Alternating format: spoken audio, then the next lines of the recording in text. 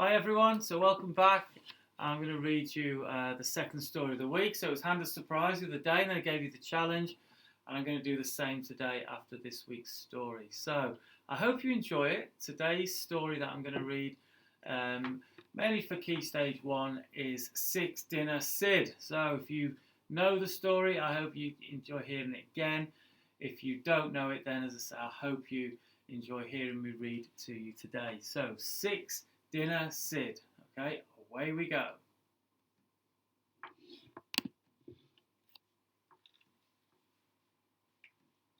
Sid lived at number 1 Aristotle Street. He also lived at number 2, number 3, number 4, number 5, and number 6. Sid lived in 6 houses so that he could have 6 dinners. Each night he would slip out of number 1, where he might have had chicken, into number 2 for fish. Then on to number 3 for lamb, mince at number 4, fish again at number 5, rounding off at number 6 with beef and kidney stew. Since no one talked to their neighbours in Aristotle Street, no one knew what Sid was up to. They each believed the cat they fed was theirs and theirs alone. But Sid had to work hard for his dinners. It wasn't easy being 6 people's pet. He had 6 different names to remember and 6 different ways to behave.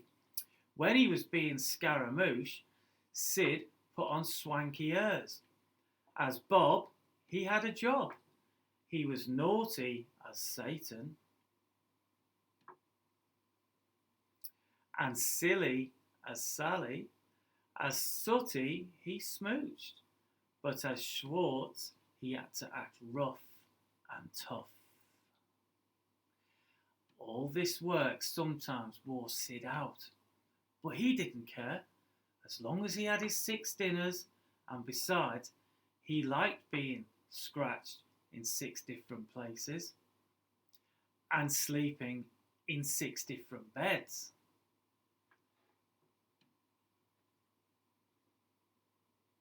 In fact, life in Aristotle Street was just about to get perfect for Sid. One cold, damp day, he caught a nasty cold. The next thing he knew, he was being taken to see the vet. Poor Sid, he was taken not once, not twice, but 6 times. He went with 6 different people in 6 different ways. The vet said Sid's cough wasn't nearly as nasty as it sounded, but to be on the safe side, he should have a spoonful of medicine. Of course, Sid didn't just have 1 spoonful of medicine, he had 6. Now, one black cat does look much like another, but nobody, not even a busy vet, could see the same cat 6 times without becoming suspicious. Sure enough, when he checked in his appointment book, the vet found 6 cats with a cough, all living in Aristotle Street. So he rang the owners at once. And oh dear, Sid was found out. When they discovered what he'd been up to, Sid's owners were furious. They said he had no business eating so many dinners. They said in future they would make sure that he only had 1 dinner a day.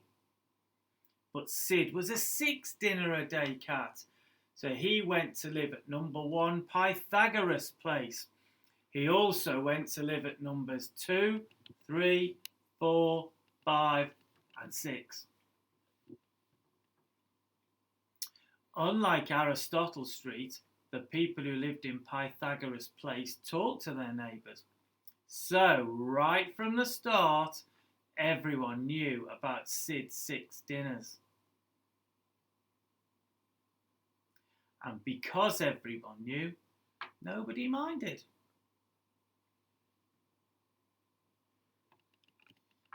Right, key stage 1. Did you like that? I like that story, Six Dinner Sid, because I think he's funny. Right? To try and get away with eating 6 times in a day by tricking them, I thought was clever. But I hope you liked it. And now the challenge. Well, what I'd like from you is, just like you did the Handers Fruit Bowl surprise, take your time to do this, and on a piece of paper, or whichever way you'd like to do it, I want you to do this challenge, this piece of work that's connected to 6 dinners. So, I would like you to do a menu that you might see if you owned a restaurant. So, on your menu, I would like you to write and design a menu with your 6 favourite dinners that you would sell in a restaurant. And your menu could be completely individual to you. You could have your name of the restaurant at the top, or you make one up. You could have your dinners one underneath the other. You might have a side order section. You might include your drinks, your desserts. What would your menu look like? And you might design the border. It's completely your choice. And there are lots of menus online that you can see in restaurants, or your mums and dads might be able to help you with this. Will you design a menu that has your 6 dinners? And it could be your name. Your name, 6 dinner restaurants. However you want to design it with your 6 choices. Now, if it was me and it was Mr. Barton's 6 dinner restaurants, my favourite 6 would be fajitas. I'd have that on there. I like steak, so I would have that as one of my 6. I like sea bass, so that would be one of my 6. I like pizza, so that would be one of my 6. I'd have a pasta dish, and I would have lamb, because I like lamb as well. So they would be my 6 on there. Well, what will yours be? I'd love to see them next week. So that is my challenge. I hope you like the story, and my challenge for you, Key Stage 1, is to design that menu and make it your 6 dinners. Good luck, and I look forward to seeing them next week. My final message to you this week is I'm so proud and so pleased with what you've achieved this week in a very different circumstances. Thank you so much for your stories, all your work, your pictures, your maths work, everything you've attempted this week, your PE. It's been brilliant. We've had a different week, but I felt we've really kept things going, even though we're all in different places. So well done.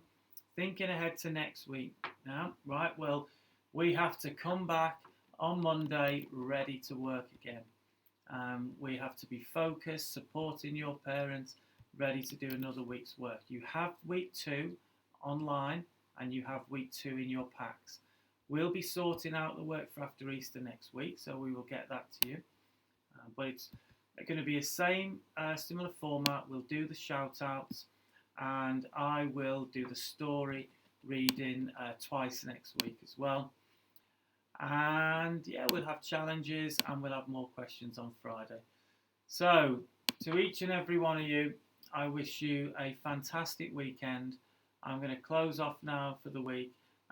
Have a good weekend, enjoy some downtime, and come back, and I look forward to speaking to you all again on Monday. Mums and dads, thank you so much for your support this week, not just with the work, but with your kind email comments, all the appreciation that you've shown the school. And I know what's planned for 6 o'clock, in the Plumrow area tonight. And I just want to say on behalf of the school, if that does go ahead, then thank you very much. Have a good weekend, everyone. See you next week, and look forward to catching up with you then. Bye now. Have a good weekend. Take care.